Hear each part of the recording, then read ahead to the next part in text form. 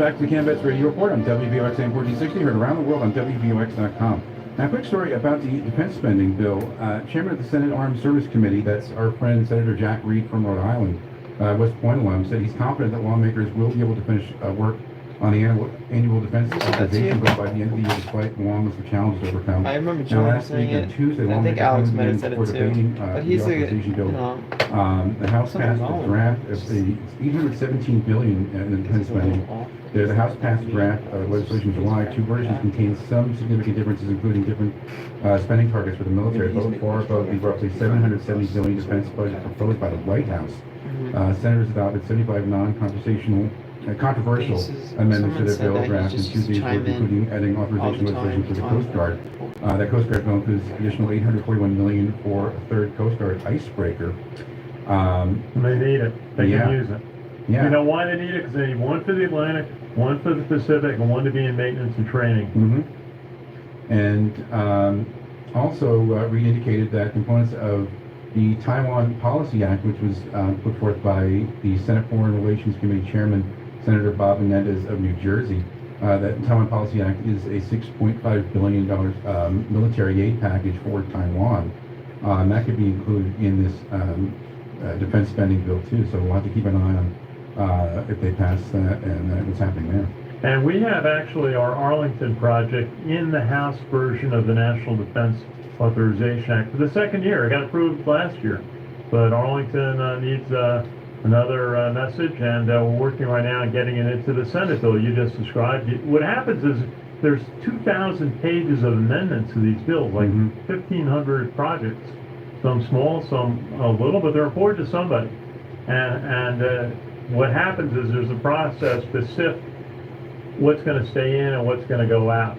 And so you need your kind of friends in Congress to shepherd your project in, and we're hoping to get approved for the second year, so we can actually get those chaplains honored on Chaplain's Hill at Arlington. Now, we had a chance last week, as I said, to be at the Association of the U.S. Army Conference and their media conference, and we got a chance to pose a question to the Secretary of the Army, and let's hear about that.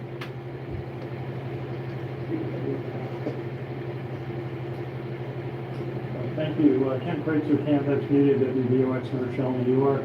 We follow West Point training on cyber, and you might call cyber the silent service. And you talked about the need for more data experts in the Army this morning. How do you feel about cyber branch development and cyber readiness?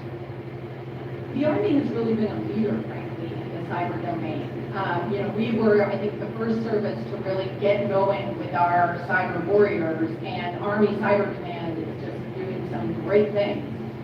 We also have the software factory down in Austin, where we are, canvassing folks from all across the Army who, they may be in a bunch of different MOSs that have nothing to do with cyber, but they have the ability to code, and some of them code at a very high level. And so we sort of gathered those people up and set up a pilot program to really build that expertise, and are looking at kind of how it can best be used in the Army.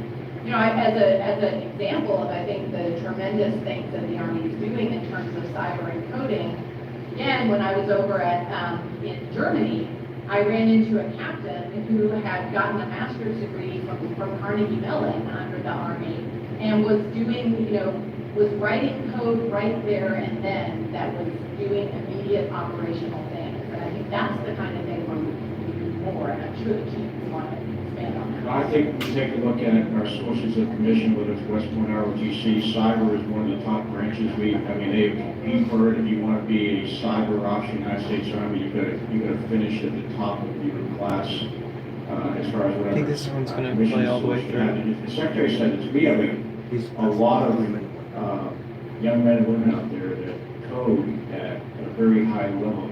The Secretary talked about the software factory, but we have a specialist that's a medic that's down there right now who's been coding since he was 12 years old. He codes at the PhD level, and part of that from our talent management side is how do we know who those people are? We got to do a better job of managing the knowledge, skills, and behavior of our soldiers. That's what my XA integrated personnel pay system. Eventually, we are getting that deal. It's coming. Just hold on. And that's how we will be able to identify that talent. But it's absolutely critical. We're going to have, the reason we have a software factory, the reason we have cyber, the reason we have the AI task force becoming known is we know how important that is, and we are coding on the edge, and we're seeing that happen right now. And if you really want to hear, in detail about what the Army is doing, I would encourage you to search out Major General Paul Stanley, who was here. He got his chapter got one of the AUSA awards, but he is the CG of the Cyber Center of Excellence down in Fort Gordon, and can talk to you, I'm sure, all day about the tremendous things that our cyber warriors are doing. Okay, and that was an opportunity we had last week to speak to the Secretary of the Army, Christine Wormuth, about cyber readiness. Not bad when Chief of Staff of the United States Army jumps in on to answer your question. General McConville, we see up at West Point, never really had a chance to say hello, but we're glad to present his remarks. Now, we also had a chance to talk to the Navy conference in New York City the week before, Admiral James Foggo. I'd like to hear a little bit about Admiral Foggo, who is a submarine commander and also the former commander of the U.S. Navy for Europe and Africa. This is Ken Kreitzer for Cammvetsmedia. We are in New York City today for the Navy League Maritime Strategy Conference, and I have a chance to talk with four-star officer retired from the United States Navy. That's Admiral James Foggo, who's now the Dean for the Center for Maritime Strategy, sponsored by the Navy League. Admiral, good to see you. What's it like to be at this conference today in New York City? Hey, Ken, thank you very much. It's great to be back in New York City and to be here at the Conference on Commercial Maritime and Logistics at Sea, hosted by the Navy League of the United States Council of New York City.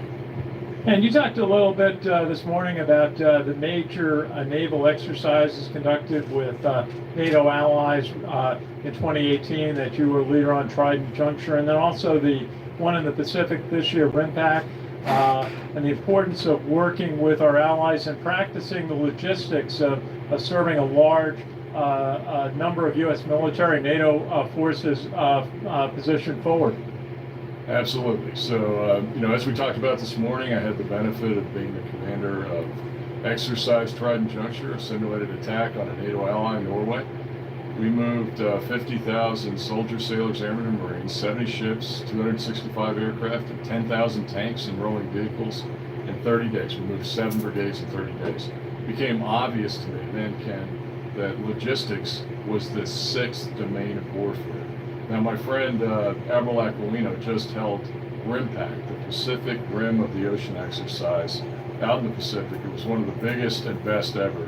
28 nations, 30 ships, 25,000 personnel. We actually sank 3 old hulls to demonstrate ours and the Allies' capability of doing kinetic events together. And it was absolutely fantastic. But to move that amount of kit, whether for an exercise or in time of war, takes logistics at sea. We just don't have enough of it, and that's what we're talking about here today. Well, the comments today and points is the amount of shipbuilding the Chinese are doing in the several hundred ships per year. Hello, Ardina. U.S. building many fewer, although building a submarine program is going. We're at the keel landing of the District of Columbia in June. Okay. How does the U.S. keep pace with what the Chinese are doing in shipbuilding? Yeah, it's a real challenge. I mean, the Chinese have 5,600 ships. They're number 2 in the world in terms of capacity and hulls of commercial vessels for lift. They use those hulls for dual use like we do. But, that number, our numbers pale in comparison to what China has.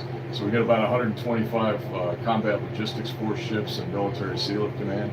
And then we have the ready reserve force. And we have 60 maritime ship program ships that are on retainer. We're trying to build another 10 tankers with the tanker security program. I can tell you that that's good, but it's not enough. We need a magnitude more of commercial maritime vessels under the U.S. flag in order to support both our commercial interests for import and export of goods and services, but also in time of war, and moving the beans and bullets to the troops where it matters. So how do you see the logistics holding up this year with lots of supplies being sent to U.S. forces in Europe and supplying, the weapons we're supplying to Ukraine, and also what's going on in the Pacific, having to have more ships positioned forward in the Pacific. How's logistics holding up right now? Yeah, sure. I think we're doing a pretty good job of getting the weapon systems and both lethal and non-lethal support to Ukraine.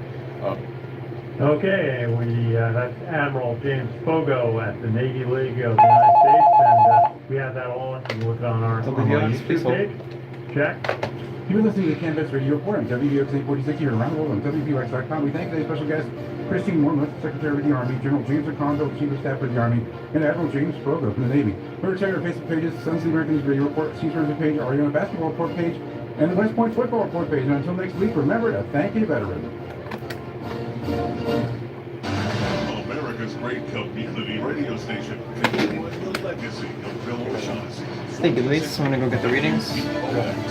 It's a tough time for the American people. Release the Brady WVOX. trustees. That's from the White House, insisting the president understands and that his efforts to help are popular, Okay. including the I'll patch CHIPS it through. Act and the Inflation Reduction Act. Republicans are actually going to make things worse, and Democrats want to do the Okay. opposite and make things. Sorry, I illicit. should have signaled you to stop. The air also says the That's okay. president's been on the road think you got most of the nonstop, interview. telling the American people about his results.